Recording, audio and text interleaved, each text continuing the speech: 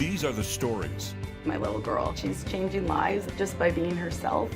of organizations and people making a difference. When you first tell someone about adaptive wheelchair boxing, it doesn't sound real. And empowering others It saved my life. It saved my life. across Canada I scored my first goal in my first blind hockey game. in our community.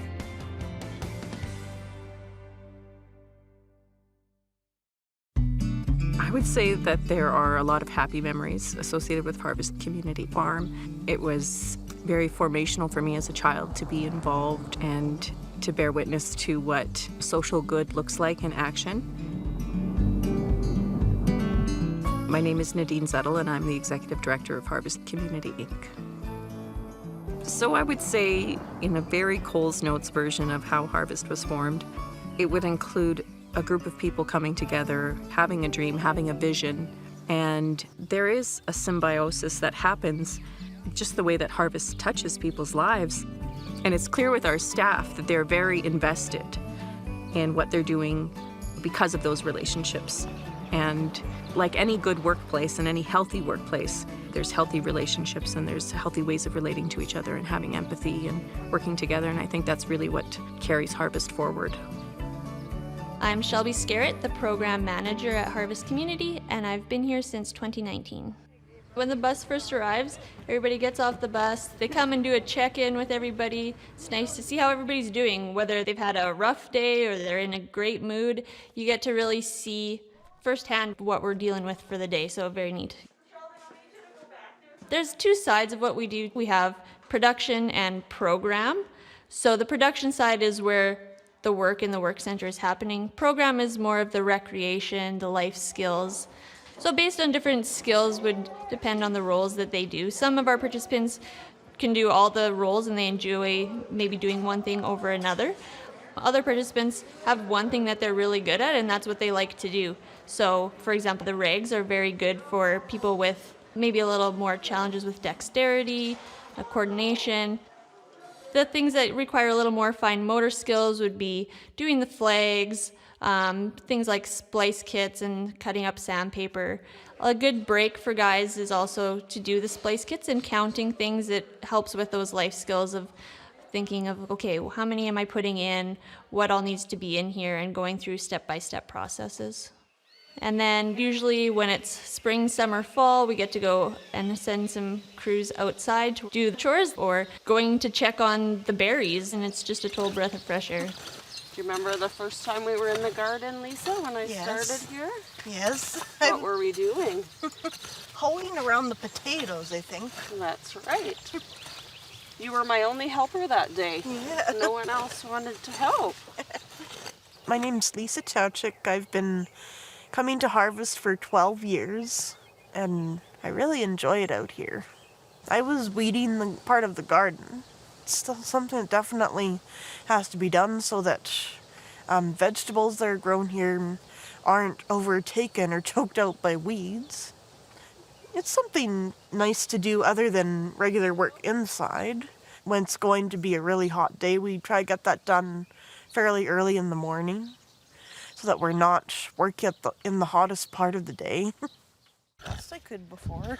Awesome. And these are weeds too, right? Yep, there's just the plant here and then the corn. Yeah. My name is Lori Sitter, and I'm the Horticultural and Special Projects Supervisor. So for the participants and myself, I do a lot of yard work and outside activities in the spring, summer, and fall.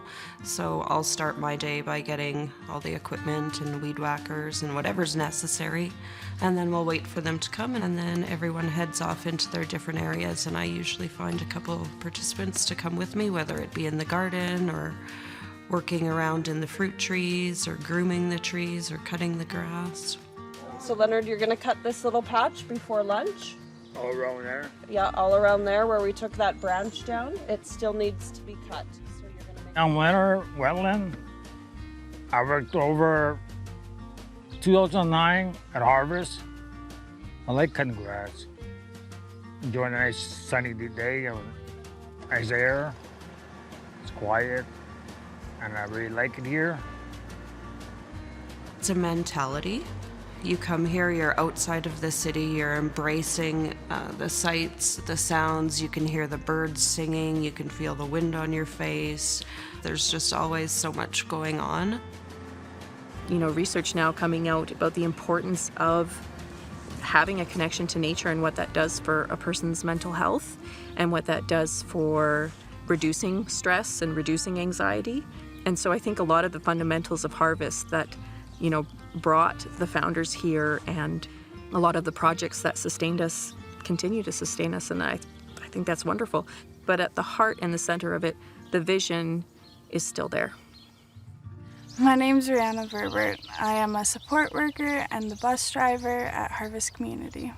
Every day a schedule is made and someone is paired with Lori, and whoever is paired with Lori will then grab the participants that are on the schedule and take the participants and go feed the chickens and check on the goat and the sheep and then the bunnies. And then Justin will grab a handful. Yeah. Grab a whole bunch. There, now throw it. Oh. I like seeing the excitement they get when they get to pet the animals.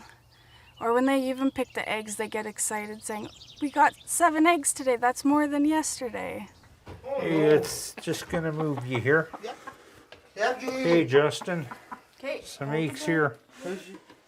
Look at that, all of them except for one laid eggs.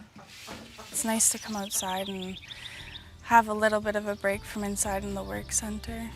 There's a lot of the farm aspect that is built into the work and the recreation of it, right? So going out to see the animals, it's a chore to go out and feed them and make sure they have water and are taken care of.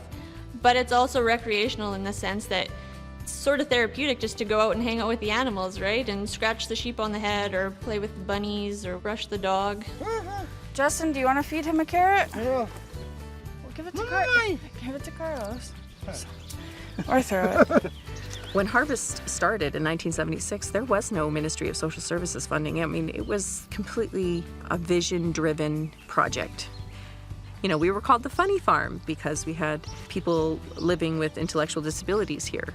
And I think that Harvest was fortunate that they stumbled into the model, perhaps not completely by design, but with the notion of having social justice and socially funded good, taking every win that they could along the way in terms of having the land donated to Harvest after it incorporated in 1976, having the barn donated, being able to make those connections with Sask Power and other Crown customers to really allow for Harvest to become something completely different in terms of a day program than any other day program that we really saw at that time.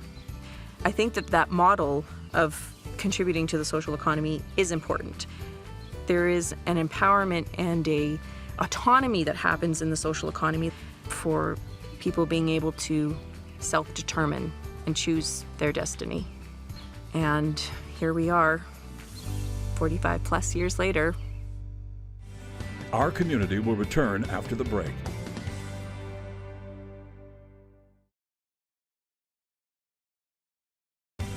We now return to our community.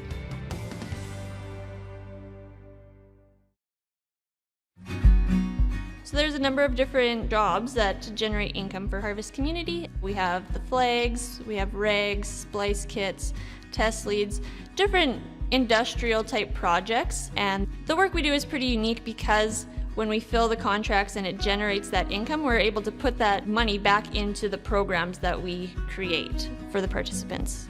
Okay, let's put our gloves on, guys. Want to help me bring these out and put them in piles? I'm Claire Fortier. I'm one of the staff at Harvest Community, here with Euphemie and Donnie making test leads. There's about 3 of us normally out here, 2 of us working on the pole at a time, and Donnie will normally be drilling holes at the same time as us. My name is Donnie. I work on test poles for a long time. And they're used to shut down the gas line in case something should go wrong. And we get things done here at Harvest. The way that Harvest is set up is the work aspect, I think, is a lot where the team is embraced as a group. And the program side of it is a lot more focused on individuals and recognizing that our team is made up of a bunch of different unique people. And so to see, okay, yes, we're all doing these work projects together and working towards these common goals, but this person is at a totally different spot in life than this person. And so in order to meld well as a team, to have some understanding amongst ourselves of, okay, this is where I'm struggling right now and this is where I need some help. And so coming in to bring everybody together and support each other, right, is part of, this is how community works, is that we're supporting each other, whether it's work tasks or things that we're personally going through. Okay, so Donnie's just putting the hot glue inside of the cap and just making sure it's in all the corners, and then we're just gonna push that cap on the end of the pole. Yep. So it sticks right on there. Once we get 10 of these poles, we're gonna take them to the table and wrap those together and put them on the pallet over there. Yeah, we're busy people. I think Harvest offers a model for what could be a sustainable way to move forward with projects in the social economy. It brings a lot of hope and purpose for those that are involved with it. I think it inspires people to do better and to try and find a way forward that isn't all about what the bottom line is, but also creating opportunities where you're not completely dependent on one funding source, which is a very precarious position to be in as an organization. And a lot of organizations participate in day programming are in this position where they are relying solely on one source of funding. And so what happens when the government needs to cut or decides to cut that funding for whatever reason, it completely shifts the trajectory of the program. And Harvest has been fortunate that we've been able to weather many storms as a result of the model that we have. My name is Claire Wingerter. Yesterday we got an order for 14 bundles of flags, so that's 17,000. So what an order is we make 100 flags in every taping that we make of a flag bundle. And what we have to do is heat the top part of the wire so the flag can stick on the top part of the wire and the bottom of the wire goes into the ground so they can mark where they have to do the work. So to get 100 flags, we have to weigh them. We don't count them, we weigh them. It goes much faster. So what we need is these numbers here to make 100. And then once we got 500, we can wrap them up and bundle them and put them on the pellet. Then we try to get 20,000. So we need 40 bundles for 20,000. Once they're all made, 40 bundles, I'll strap it and then it gets taken out with a forklift onto the truck for the order. What's unique too is probably half of our crew has been here for 15, 20, 30, 35 years even, right? So there's so much experience within our group, it's pretty cool. Just really nice out here. And the feel of like a community, like a family. I enjoy a lot of the people, and the scenery is just so nice on a nice enough day. How a community should function is that we're all working together toward a common goal, and we're all using our strengths, whatever those are. Some participants are really good at cutting, and others are really good at flagging. Some can drive the lawn tractor. We're willing to, in our person-centeredness, to have participants try the things that are in their scope of trying. If there's anything that we can do to facilitate our participants being able to try new things or have a very self-directed program, that's exactly what we aim for. Part of making a workplace work properly is recognizing that we're much more efficient when we have the tools that we need to be able to take the breaks and to have the stretches and to have different things incorporated into your day that, whether you're realizing it or not, are helping you to stay healthy in what you're doing. Whether it's walking outside or standing up from the machines to go grab new wire or refilling bins in the back for the rags or whatever the case may be. One of the things I really love about being here is that you can teach new skills. And so it's wonderful to have people learn and feel proud of themselves that they've done something new. Our community will return after the break.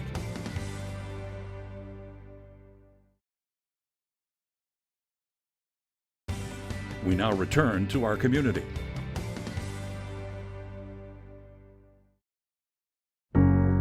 My parents, Harold and Audrey Zettl, were two of the original founders of Harvest Community and haven't been to Harvest since June of 2020. So it's really wonderful to have them here today with us.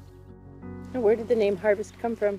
When we gathered a small group of friends to begin Harvest in 1975, the intellectual among us, a Jesuit priest, said, what about harvest? You know, harvest has a spiritual connotation as well as we're in the prairies. You know, harvest is very meaningful here. So we came to Harvest Community. Besides a whole bunch of really great stories, what has Harvest brought to your life? I guess a certain kind of fulfillment. You know, the notion that you could help form community in some fashion.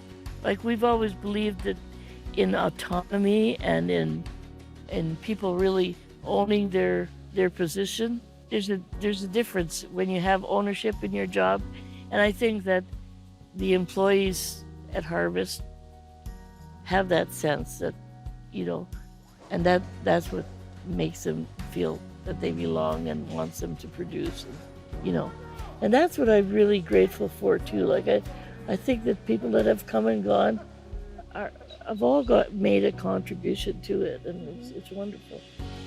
Because work is such a focus, and they really enjoy working, and there's a purpose and a pride in making a contribution to society. So then the other side of that is realizing that it's also great to have fun, and we need to do that. Okay, so this is our talent show number 2. Okay, so we got lots of people signed up. We got lots of different talents to see today. Kane, who else is sharing a talent? Charlotte, Donnie, Leonard. Our talent shows are pretty fun, and I usually opt for singing because I'm not overly talented in like magic tricks or anything. Everyone that wants to gets a turn, and we do it in the work center, so that we have access to using the microphone for people that want to sing, or maybe even do a little comedy routine. It does seem like we are a family just because of all the conversations we have and the time we spend together, and even the time outside of work we see each other. Most of them will come up to me and I'll have a chat with a participant. We'll ask how each other's nights went. We'll ask about how the weekends went. There's a few of them that will call me on Sundays. They have a set time that they will call me. We'll just chat about how our weekend is and what we've been up to. I just think that there's a level of pride that comes with working, and being able to see your work out in community is even more of a gift, I think, even for myself. I mean, and I've seen it happen with our participants as well, where they'll see one of the flags and they can say, we made that. And I mean, what an amazing thing to be able to say, that you can go out in the community and know that, you know, you've contributed to helping it function.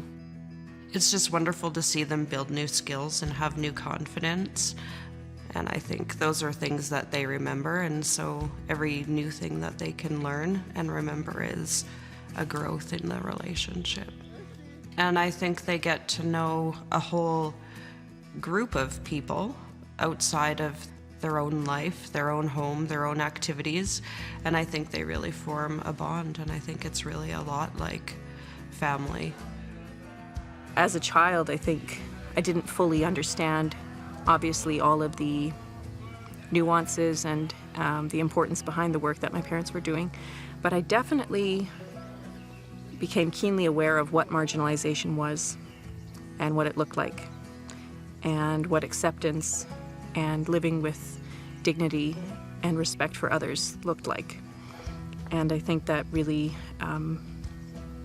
informed the rest of my life. I honestly enjoy all of it. When I started here, and started talking a little bit about what I do and what it looks like to my friends and my family. My friends and family response was, you couldn't have created a better job for yourself if you sat down and wrote exactly what you wanted. I'm happy to come here every day. It doesn't necessarily feel like work, and always working with wonderful people makes the day go by fast, and it's very enjoyable. Everything that we do is based on specific values, right? That each person has intrinsic value, that each person has certain things that they can contribute to a team, and that we all have different strengths. And so embracing everybody where they're at without having any sort of judgment or anything like that. This makes me feel really good because, yeah, it's just a lot of fun to come out here.